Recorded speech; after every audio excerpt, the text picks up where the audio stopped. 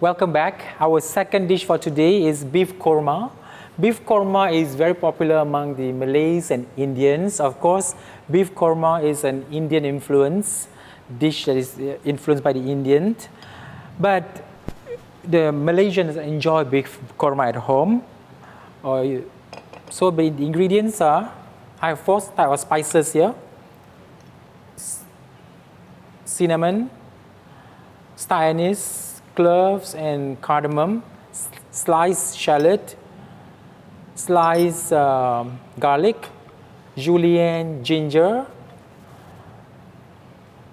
the korma powder, red chili. I have coconut milk, some salt, oil, potatoes already peeled and cut into segments, and a bowl of beef here. The beef, you can use different parts of beef, with the chuck or, the tender part, the sirloin, if you want to use. But only we use chuck, the not so tender part. First of all, you need to heat up a pot. Put a bit of oil. Add a bit of oil to this. And again, Malaysian cooking, as usual, you need to start with the oil and then next you throw in the shallots. Lots of shallots, as this will give a lot of sweetness to your beef korma or to the dish that you are preparing. So again, you need to saute this until the shallots is golden brown, not to be burned. And as I said, it will take some time to saute this or to fry these shallots. And the shallots, you need to slice the shallots very thin so that it will get brown easier and faster. I prefer to slice the shallots rather than blending or grinding the shallots, as when you slice, this will give a better taste to your dish. So always use medium heat, not high heat as usual.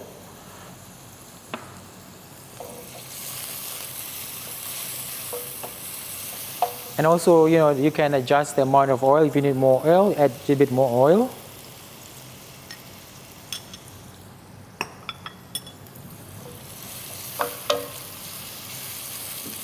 So mostly in Malaysian cooking, we use a lot of onions, garlic, ginger, lemongrass in our main dishes, like beef, or when you cook chicken or fish.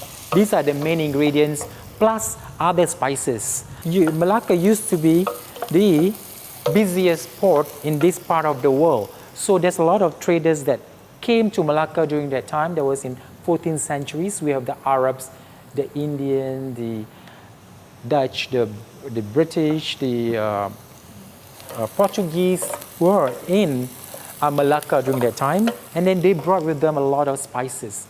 So today, Malaysia is rich, Malaysian food is rich with all the spices that was brought over by all the different people from all over the world. So our food is really, really rich, and it portrays the different taste in the food. And again, this dish is basically originated from India, but today it becomes one of our food heritage dish. And we prepare it according to the Malaysian taste. Probably in India they would prepare it differently, but here we add coconut milk to this dish. But in India, when they do this, they would add yogurt instead of the coconut milk. So we tend to localize with the local ingredients. So now you can see the shallots are getting browned, but as I said, it takes a while to do this. Cooking, you need to have a lot of patience when you cook, especially when you cook Malaysian dish. Okay, it's almost golden brown. What I'm going to add next is add the garlic, sliced garlic. I'm going to finish all this.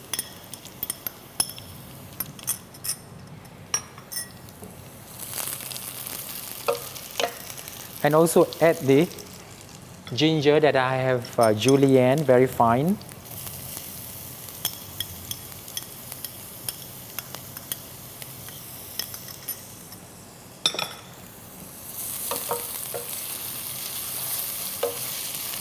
So you got a combination of taste, shallots, garlic and ginger.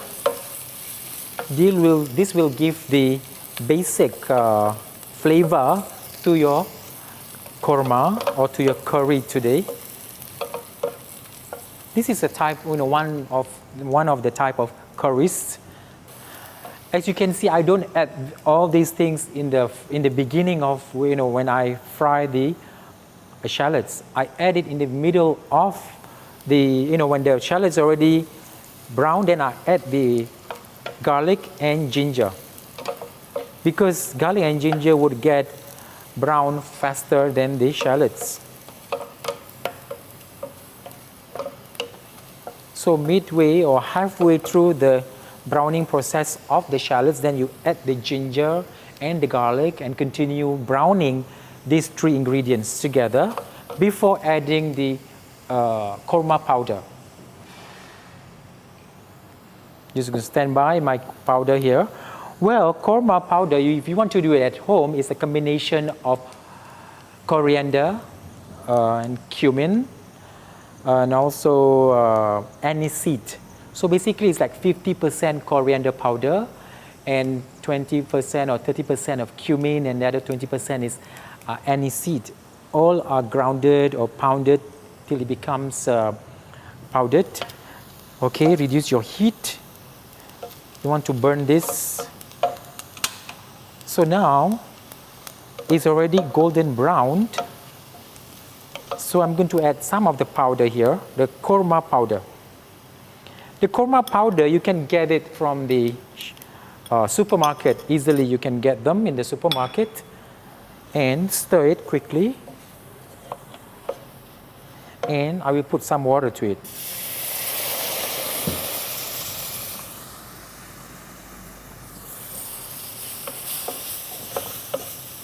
Some water to this.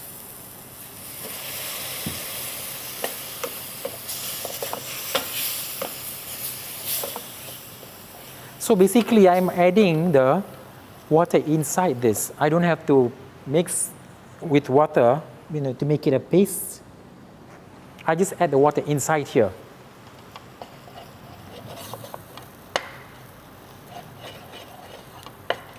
So if it's too dry, then I would add some bit more oil. I finish this oil so that this paste can be cooked quickly.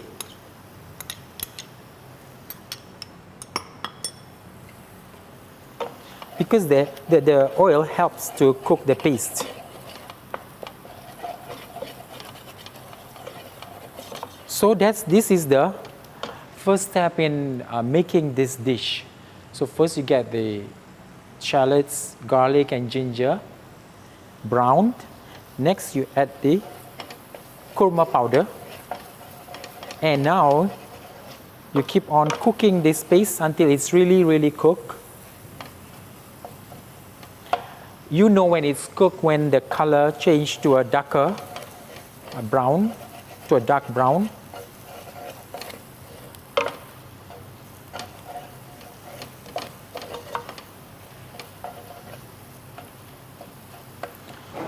Also, this will take some time to be cooked. Or you can prepare the paste in advance and keep it in the fridge. And then whenever you want to cook it, you just throw it in the pot and add the coconut milk, the other ingredients. That's about it. Also, before I forget, you also can add some of this cinnamon stick, the star anise, cardamom, and also cloves, and this will give more aroma to this dish, to the beef korma. Also, you can add these spices when you were browning the onions, the shallots, garlic and ginger just now, but I add it at a later stage. It's okay. Either way is fine. All right. Then I'm going to add some, because it's getting dry now. I'm going to add some water.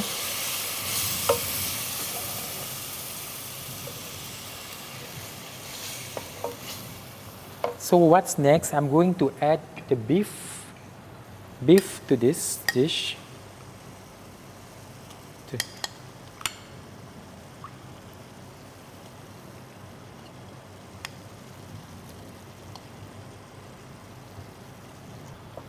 So I increase the heat.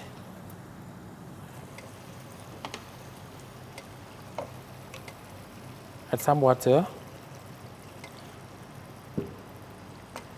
So this is kind of like we are stewing this beef.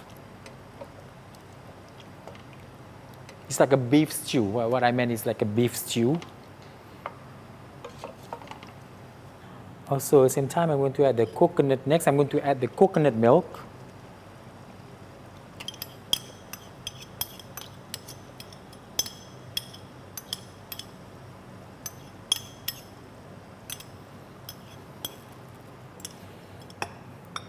And also, I'm going to add the potatoes. So what you can do with the potatoes, you can parboil or pre-boil the potatoes and add. But today, I'm just going to add the potatoes just directly, and then it will cook as I boil this dish, this korma, beef korma.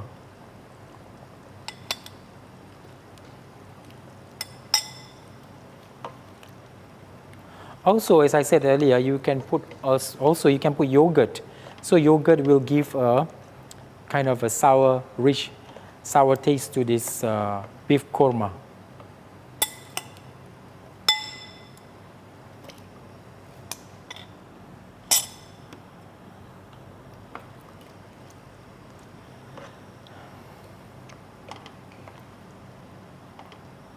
So it is, then you let it boil and simmer for about half an hour until the beef is cooked. Add some more water.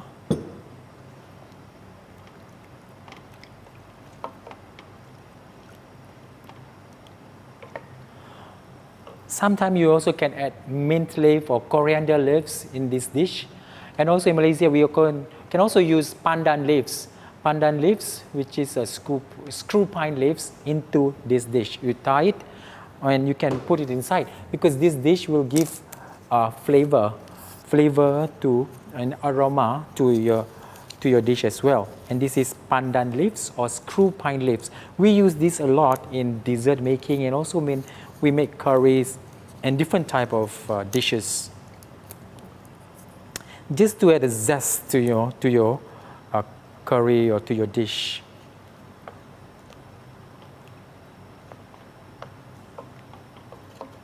Then we have to wait for this to boil and to make sure that the beef is really cooked. So that's that. And finally, I'm going to throw in some red chilies, give some color to your dish.